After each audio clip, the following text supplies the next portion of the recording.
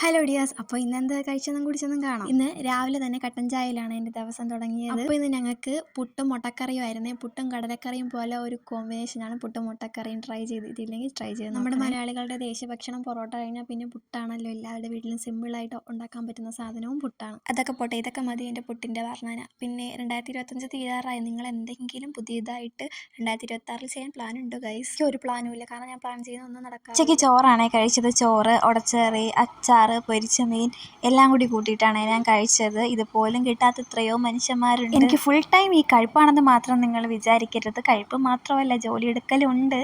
അതിനുശേഷം ചിപ്സ് കഴിച്ചിട്ടുണ്ട്. ഇത് ശരിക്കും പറഞ്ഞാൽ ചിപ്സ് അല്ല, വേറെന്തോ ആണ്, അതെനിക്കറിയില്ല. പറഞ്ഞിട്ട് എന്തിനാ, കഴിച്ചാൽ പോരെ. അതിനുശേഷം യോഗേട്ട് കഴിച്ചിട്ടുണ്ടായിരുന്നേ. ക്രിസ്മസ് ആയതുകൊണ്ട് എവിടെ തിരുന്നാലും പ്ലം കേക്ക്, പൈനാപ്പിൾ കേക്ക്. ഇതൊരു പൈനാപ്പിൾ കേക്കാണ്. അപ്പോൾ ഇതും കട്ടൻ ചായ അടിപൊളി കോമ്പിനേഷനാണ്. ട്രൈ ചെയ്ത് നോക്കുക. ഇത്രയും നേരം അൺഹെൽത്തി ആയതുകൊണ്ടിട്ട് കുറച്ച് ഹെൽത്തി ആവാമെന്ന് കരുതി കുറച്ച് ഗ്രേപ്സ്, മുന്തിരി എടുത്ത് കഴിച്ചിട്ടുണ്ടായിരുന്നു. വെറുതെ നോക്കിക്കൊണ്ടിരിക്കാതെ ലൈക്ക്, ഷെയർ, സബ്സ്ക്രൈബ് ചെയ്യുക ഗൈസ്.